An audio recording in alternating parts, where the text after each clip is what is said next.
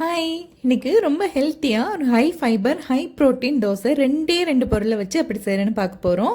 அதுக்கு நான் இன்றைக்கி அரை கப் அளவுக்கு கொண்டக்கடலை எடுத்துக்கிறேன், வெள்ளை கொண்டக்கடலை. இதில் நான் ஒரு தடவை தண்ணி ஊற்றி அலசி எடுத்துக்கிறேன். இதில் ஏதாவது தூசி மண் ஏதாவது இருந்துச்சுன்னா அது போகிறதுக்காக ஒரு தண்ணி விட்டு கழுவி எடுத்துடலாம். இதில் ஒரு கப் அளவுக்கு ஓட்ஸ் சேர்த்துக்கலாம். இதுக்கு 2 கப் அளவுக்கு தண்ணி சேர்த்துக்கலாம் ஊற வைக்கிறதுக்காக.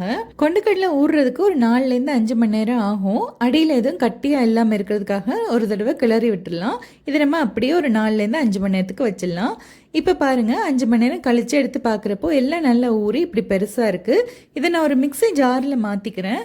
எதுவுமே நம்ம சேர்க்க தேவையில்ல, அப்படியே இதை நல்ல பேஸ்ட்டாக ஸ்மூத்தாக அரைச்சி எடுத்துகிட்டு ஒரு பவுலில் மாற்றிக்கலாம். பாருங்கள், இந்த மாதிரி ஒரு பாத்திரத்தில் இதை விட்டுக்கிறேன். இதில் கூடவே நம்ம இப்போ தேவையானதுக்கு உப்பு மட்டும் சேர்த்துக்கலாம். வேறு எந்த ஒரு பொருளுமே நீங்கள் சேர்க்க தேவையில்லை. தேவைப்பட்டுச்சுன்னா கொஞ்சமாக சீரகம் சேர்த்துக்கலாம், அதுவும் நல்லா ஃப்ளேவர் கொடுக்கும். இப்போ நல்ல சூடான தோசைக்கல்லில் நல்ல மெல்லிஸாக வார்க்க வரும், அதை நல்லா சுற்றி மெல்லிஸாக வார்த்து எடுத்துடலாம். இந்த மாதிரி நல்ல மெல்லிஸாக வார்க்க வருது பாருங்கள் அழகாக.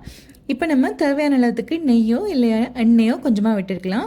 ஒரு சைடில் நல்லா வெந்து கோல்டன் ப்ரௌன் கலரில் ஆயினதும் நம்ம திருப்பி போட்டுட்டு அடுத்த சைடும் நல்லா வேக வச்சிடலாம். இவ்வளோதான், 2 பக்கம் வெந்துருச்சுன்னா நம்மளோட சூப்பர் ஹெல்த்தியான ஹை ப்ரோட்டீன் கொண்டக்கடலை ஓட்ஸ் தோசை சூப்பராக ரெடி ஆயிடுச்சு. நீங்களும் இந்த ரெசிபியை கண்டிப்பாக ட்ரை பண்ணி பாருங்கள், நல்லாயிருக்கும்.